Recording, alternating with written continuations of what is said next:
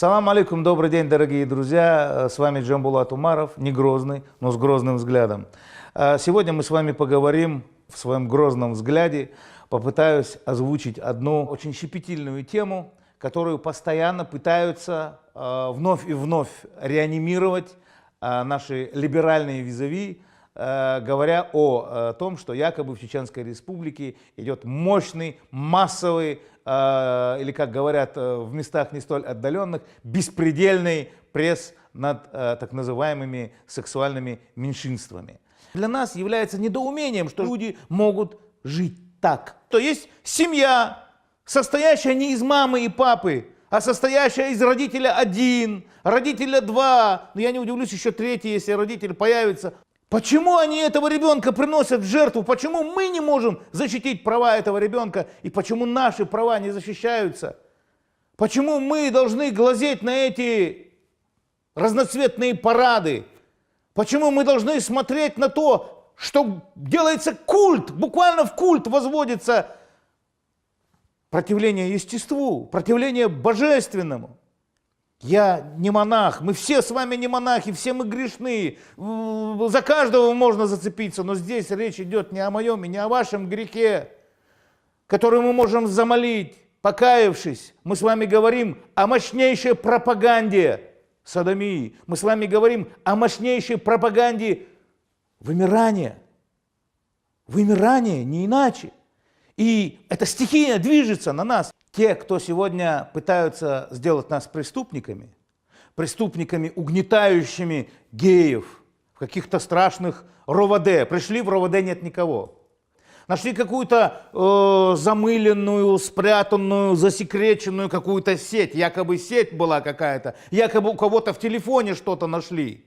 Якобы произносятся какие-то, вот анонимный источник Махмуд сказал то-то, анонимный источник там Зарема сказала еще что-то, у них только анонимные источники. А мы говорим, приезжайте, они приезжали, они смотрели. И Вольфганг Бенедек, человек, который пользуется непререкаемым авторитетом в ДИПЧ ОБСЕ, этот человек пишет такую чушь, что ее невозможно читать даже после первой, я не знаю, после 2 абзацев уже читать невозможно, потому что ты понимаешь, что это заказ.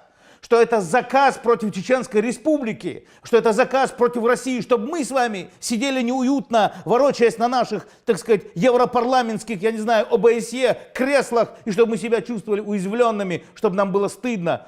За что стыдно нам должно быть?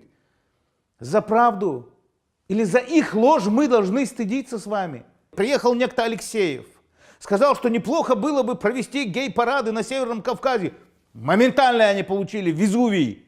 Они решили запустить, так сказать, машину импульсов, чтобы этот вулкан снова этой магмой разрушил всю Россию. И для этого было достаточно сказать, что в Чечне пытают геев. Если их пытают, значит они там есть.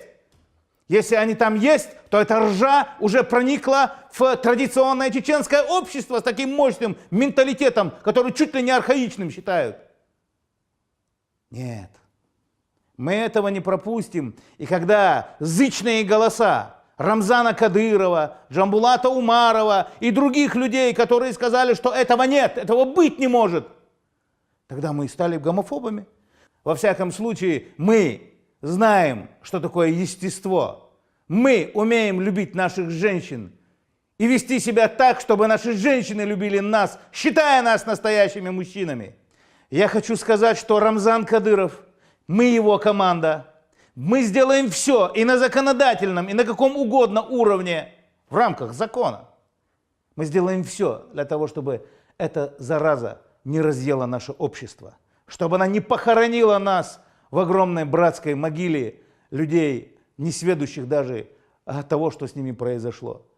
Это ли не попытка перевернуть мир? Это ли не попытка завернуть его под свою пяту? Это ли не попытка разгневать Господа так, чтобы в Содом и Гоморру превратился весь мир? Мы против этого. Мы, мусульмане и представители других религий России, мы просто российские граждане, и верующие, и неверующие в том числе, мы протестуем. Мы отстаиваем свои права на нормальные семьи, на нормальное воспитание, на нормальных детей, на наших с вами маленьких граждан, которых мы совершенно правильно называем будущим нашей с вами России.